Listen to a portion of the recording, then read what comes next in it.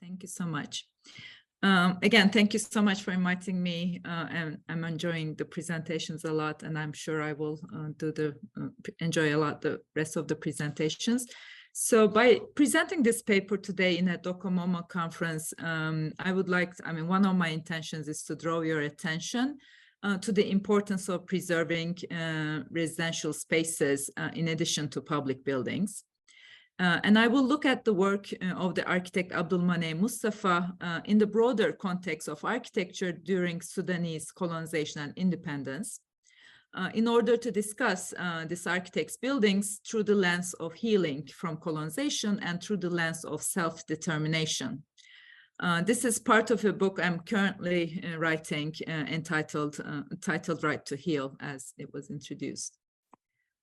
So I bring new materials from the remains of Moneim Mustafa's old office and the personal collections of his clients, students, and co-workers, as well as my own on-site analysis. Needless to say, many individuals and archives in Sudan and around the world helped me collect these materials, and I would like to thank them. When I was doing this research, the office remains were not in perfect condition. As you can see in these drawings, the rats had eaten some of them. So since then, I'm very happy to have made the connection between Moneim Mustafa's colleagues and the Canadian Centre for Architecture, so that they digitize part of the archive, and the collection is now public under Wikimedia Commons and accessible to all. So to give the, let's say, theoretical intentions of this paper, let me start by asking, what is missing in the standard histories of colonization and decolonization of Africa, which often treat the continent as a separate and singular land whose nations gained independence after being colonized by Western European powers? One of my historiographical aims is to put the neglected Ottoman Empire into the histories of Africa and West Asia, and to see the competitive imperialisms and the extractive economies running between these lands. Similarly, I will make a case for the equally layered and nuanced state of post-colonial struggles on these lands due to the professional networks that descended both from the Ottoman Empire and the British colonizers, and were in contact zone with local architects. I think understanding the long dissolution of the Ottoman Empire at the geometric center of Africa, Asia, and Europe provides an account when culturally and religiously mixed populations were divided during the making of the world order, modern world order. So tracing the history of the diplomatically supported partitions, mandatory population exchanges, throughout the 19th and 20th centuries, I think helped me see how modernity partitioned this land into allegedly 3 distinct continents, Asia, Europe, and Africa, and built physical and imaginative borders between and within them. So my intention is to see the connections.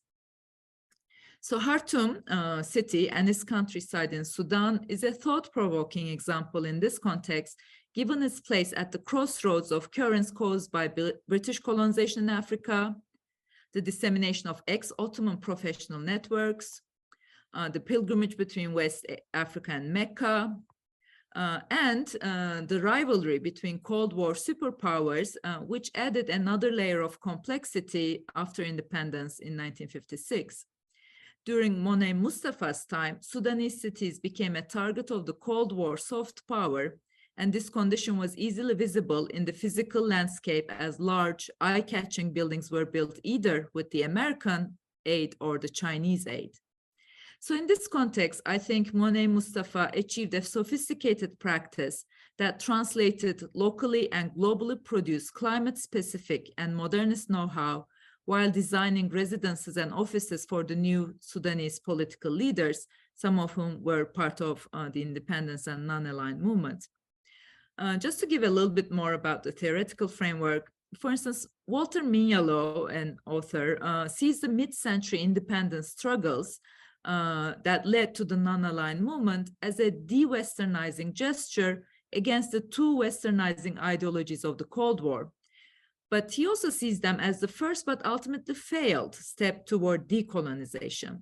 Instead, he defines decolonial thinking and doing as one that, I'm quoting from him, delinks from the epistemic assumptions common to all areas of knowledge established in the Western world since European Renaissance and through the European environment. Recently, there have been other talks about the metaphorical understanding of decolonization and so on and so forth. So as intriguing as these ideas might be, I will argue in this paper that they do not provide the theoretical framework from where one could appreciate the critical work of early independence era figures such as Moneim Mustafa. Instead, I would like to theorize decolonization and redistribution as non-exclusive but different models of post-colonial right to heal in the context of Cold War bipolarities and struggles for self-determination. So to navigate these big ambitions, I will anchor this discussion on the veranda as a designed architectural and urban space. So despite the lack of published recognition, Moneim Mustafa is one of the most locally admired Sudanese architects of his generation. His buildings in Khartoum can be easily identified with their details and climate control techniques. The private houses are modular, reinforced concrete frameworks, filled with variations of solids and voids, programmed as verandas and interior spaces. Here you see another picture of those verandas. So Moneim Mustafa's concerns for sun shading and air circulation provided the most memorable metropolitan structures of Khartoum. And he translated these concerns translated into his signature window details in his larger office buildings. In these buildings, Moneim Mustafa took sun control and ventilation into the center of his design, and intentionally built on what was named as tropical architecture, including in both Britain and Sudan. So to decode this approach, let me go back in time and trace these architectural elements and terminology. Khartoum, which is a city, as you know, at the confluence of Blue Nile and White Nile, is fraught with the militaristic and segregation policies of its colonial master plan. The first Ottoman presence of 1821 across from the existing towns of Omdurman or Ümmüderman and Ottoman and the Tuti Island, the first Ottoman presence is accredited to Mehmet Ali Pasha. The British General Kitchener laid a plan for Khartoum upon the conquest in 1898, which juxtaposed a gridded street layout over the small fortress Ottoman settlement. In 1912, MacLean extended this master plan under the direction of Kitchener himself with large blocks cut diagonally with large avenues. He explained the origins of the colonial grid as a military invention that posited Kitchener as the heir of Alexander and the British Empire as the heir of Roman Empire. He said, for instance, I'm quoting, "It is interesting to take this gridiron plan, which was doubtless the design initiated by the great soldier Alexander, and to note its similarity to the plan of Khartoum, which more than 2,000 years later was initiated by the great soldier of the late Lord Kitchener," end of quote. So to justify his colonial ambitions, MacLean relied on the Orientalist accounts of travelers in the 1850s and 1860s and described the pre-British Khartoum as a quote-unquote miserable, filthy, unhealthy town composed of primitive houses, impassable streets, which remained in ruins until the reconquest of the country by the British. These are his words. So Kitchener and MacLean also proposed to segregate what they called, quote-unquote, the white and native people, so that zones may be arranged as far as possible in relation to the requirements. So I'm quoting from their report, MacLean's report, as a general rule, it is well, if possible, to segregate the population as the epidemics to which all tropical cities are liable can be so much more easily dealt with. We should design so that Europeans live in houses exposed to the prevailing winds, surrounded by gardens or open spaces to permit the free circulation of air. The natives can live comfortably in crowded circumstances, end of quote. So the premise about the human difference and European comfort in a perceived tropical climate resulted not only in the racist segregation of the population in Omdurman and Khartoum town, but also in their contrasting urban fabrics. colonial Khartoum was constructed with wide street on a gridiron plan that was expected to ventilate low-density urban spaces. The term and expertise of tropical architecture has colonial origins. MacLean clearly expressed the need for proficiency in tropical architecture in order to protect the British citizens, whom he differentiated from natives due to their skin color. He said, I'm quoting, "It has been shown that the greatest enemy of the white man in the tropics is the sun." So MacLean endorsed the veranda as the most appropriate architectural element to protect the walls from the sun and provide a covered outdoor living space. Verandas populated the houses of the British officials. Verandas were also used in public buildings with clear terminology being marked as verandas. And the veranda became the most identified and designed element of colonial architecture well into the 1950s, used both in major governmental buildings, meeting places of the British elite, and the typical residential plans of the colonial office. Among the first and most visible monuments was the Gordon College, and the building stood out with its brick facades and verandas. For instance, for its additions under British rule just before independence, architects continued to advocate for verandas as the most important climate control device. Soon after Sudan's independence in 1956, a cohort of planners and architects, including Moneim Mustafa, aimed to mark this transition with new planning and stylistic revisions. Doxiadis Associates undertook the master plan of Greater Khartoum in 1959 and collaborated with Moneim Mustafa's office Technocon for a second plan in 1990. And the soon-to-be prolific Greek architect Doxiadis referred to Khartoum as the first city that accepted his idea of Dinopolis.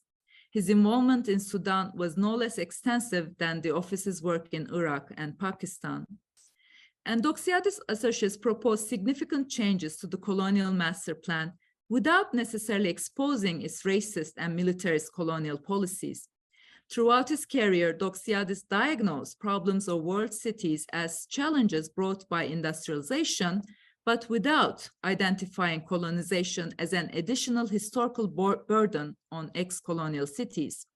For Khartoum, the office showed a heightened interest in surveying the existing situation in line with the theory of acoustics, and they identified problems to be rectified. I'm not going into details, but you can see them here. But without naming it, the Doxiadis report identified the colonial grid as the main cause of problems of proper and rational land use. The colonial grid resulted in an overexpensive city due to the low density of housing areas and distances between large-sized urban blocks.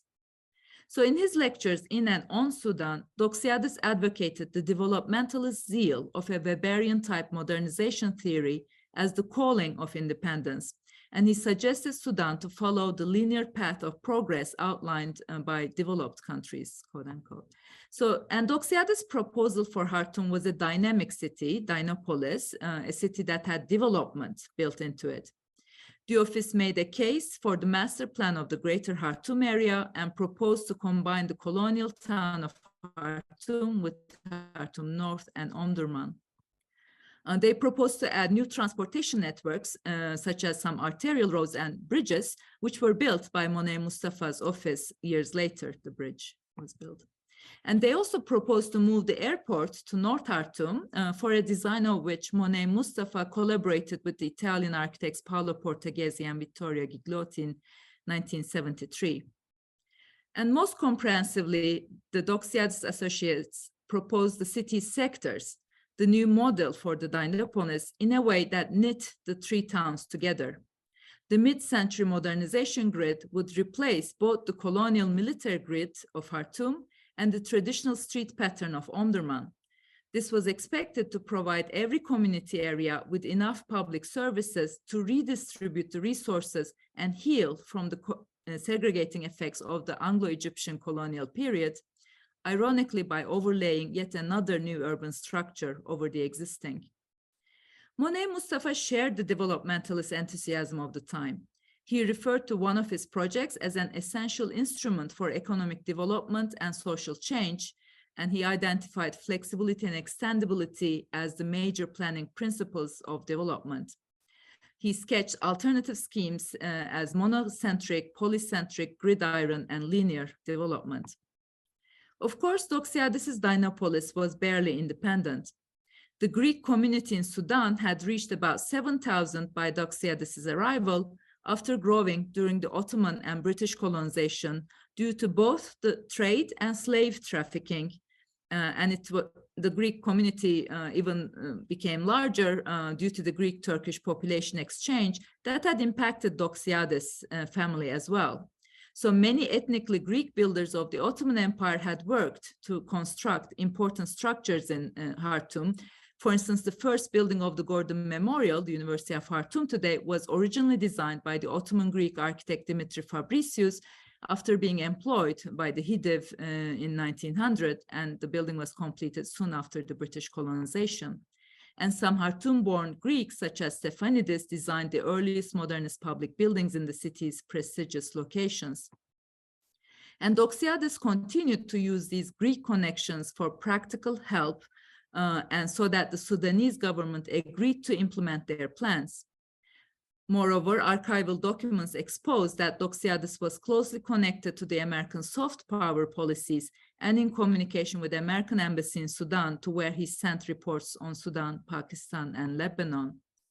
The American aid provided funds and assistance. As I mentioned in my beginning, the American and the Chinese aid were like these competing forces. And the American aid provided funds and assistance for much of the major public buildings in Khartoum, most notably the iconic ones built by the Greek Austrian architect Peter Müller, who had stayed here for a decade-long productive career before he went back to Greece. Peter Müller and Moneim Mustafa were connected through several institutions, and they shared many aesthetic and functionalist sensibilities, while translating verandas and sunscreening devices into the new modern architectural language. While designing private houses, Peter Müller placed the buildings in open spaces and provided ample verandas, just like the colonial architects. But instead, rather than classical verandas with classical column capitals and so on, he highlighted reinforced concrete columns and extended beams. Here you see some more photos of him. So, coming back to Moneim Mustafa, having designed many private houses, Moneim Mustafa's career accumulated in a rich set of variations of verandas, terraces, sunscreens, all expressed in modular reinforced concrete frames.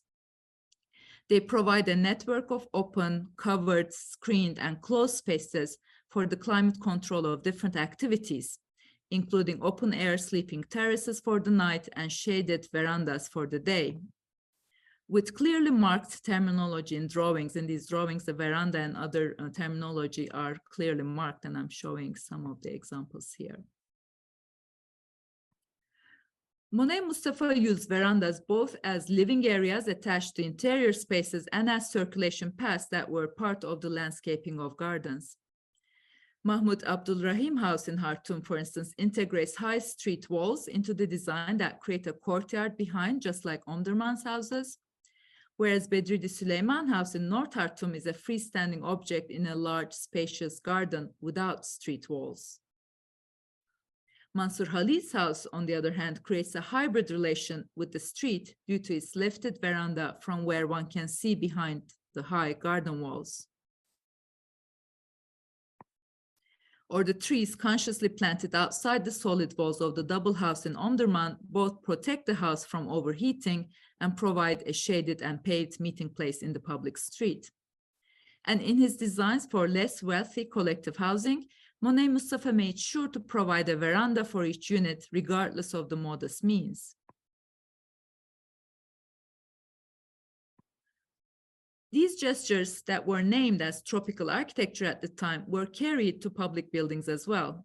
In the chemistry lab at the University of Khartoum, Peter Müller lifted the entire multi-story building to create a shaded public space rather than a passageway.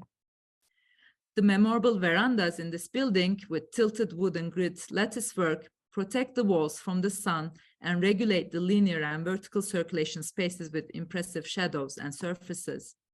And the veranda in the air, functioning both as a sun shading device and a socializing circulation space, as well as the most identifying facade element, became a repeated pattern during this time. In the Faculty of Architecture, designed in 4 phases by a different faculty, a protected outdoor circulation network combines programmatic spaces and different levels by also knitting the separate buildings together. Now, and this is my argument, there's a significant quality that differentiates Moneim Mustafa from his predecessors and collaborators. And that significant quality shows that shows his corrective participation in the tropical architecture proficiency. And this difference can best be illustrated by comparing Peter Muller's and Mustafa's campus designs. Peter Muller followed the British colonial planners' assumptions about the need for large open spaces in between buildings that were expected to generate wind flows and ventilation. He thus considered freestanding modernist blocks as viable solutions. The tropical architecture discourse with its British connections went through some transformations, but continued to inform the architects of Khartoum. In the mid-20th century, new medical conceptions replaced the colonial theories of disease transmission, but the tropical architecture know-how persisted. In the pages of the colonial building notes, as well as the tropical architecture program in London's AA School, founded by the Colonial Office, tropical architecture became a discipline of scientifically tested climate control techniques, and Sudanese students were hosted, and Sudanese examples were studied in these venues, such as the one you see here. However, Sudan's place in the field of tropical architecture was premised on a foundational miscategorization. British colonizers mistaked all their colonies as tropical lands in an overarching umbrella that spanned from Libya to Malaysia, from Saudi Arabia to Hong Kong. This map exposes the lingering effects of this colonial epistemology and identifies the tropical zone in relation to geopolitical borders, not latitude lines or actual climatic conditions. Instead, Moneim Mustafa corrected the British nomenclature by identifying Khartoum as hot, dry climate, and he warned additionally against the strong dust storms. While there were many open air areas in between buildings in Peter Muller's campus, Moneim Mustafa consciously designed a microcosm and prevented uncovered walkways in tightly knit network of buildings. Based on programmatic relation diagrams, he designed shared courtyards and verandas between different art departments, which would additionally foster interdisciplinary dialogues. In his campus design, student hostels were to provide 50% of outdoor sleeping possibilities in the form of verandas. It's the same drawing. And landscaping was to play a vital role for the creation of the microclimate and shading and protecting from dust storms, as well as providing different identity to courts. And here you see some results of this planting. Moneim Mustafa continued drawing from the technical know-how that he had gained through the tropical architecture discipline. He used solar diagrams, drew sections and sun and wind control. He explicitly explained how climatic concerns led to the section with special orientation, window treatment, and parasol roof system. Here you see some of his sketches for the parasol roof system and so on. So after looking at these evidences, what does the history of the verandas as it reached Moneim Mustafa's buildings tell us? The veranda was a British colonial architectural device conceived after the racist segregation of white men from the natives and used for cooling purposes for the sake of colonizers' comfort in perceived tropical climates. Of course, there's nothing inherently colonial or racist in passive climate control in architecture. As a matter of fact, local builders and architects had already developed many of these techniques for centuries and continued to improve them after independence. The colonial connotations of the veranda were transformed after Sudanese independence due to its creative use by architects, including Moneim Mustafa and Peter Muller, who also employed the technical know-how and the sun diagrams progressed under the field of tropical architecture in the lens of ex-colonizers. As I mentioned in the introduction, the standard views of decolonization hardly have explanatory power for this practice. Against the usual view of decolonization as a rejection of foreign and formation of nationalism, Another author, Adam Getachew, recasts the work of Black Anglophone intellectuals in the post-colonial period as a new, more equitable internationalism that struggled for self-determination in order to undo the domination of the global empires, but without giving up cosmopolitanism. Associated with broader political formations, including independence and non-aligned movements that sought to constitute a post-imperial world order, this type of anti-colonial struggle aimed to construct the conditions for international non-domination for an egalitarian but still a globally connected world order. Moneim Mustafa lived during Sudan's transition from the colonial regime into the national one, where many professionals were connected to each other through a network that reached not only the British colonial architects, but also the last ethnically Greek architects of the Ottoman Empire, whose subsequent generation was now part of the American aid of the Cold War. Rather than blindly refusing or accepting the colonial heritage or the Greek-American developmentalism, Moneim Mustafa rationally chose the functioning climate control techniques from the imperial know-how, and he translated them into his own building designs to be inhabited by the new Sudanese citizens. He also rationally chose to disuse some of these techniques in his urban designs when he assessed their dysfunctionality from the viewpoint of climate. This freedom to choose, I would say, should be called independence, or rather self-determined interdependence, which redistributes the material and symbolic wealth produced during colonization among the new self-governing citizens, rather than canceling it in the name of decolonization. I therefore suggest to theorize Moneim Mustafa's architectural position as redistributive justice to undo some of the colonial inequalities, but not international connections during the transition from colonization. And this, I hope, gives due acknowledgement to the works of this gifted architect. Thank you.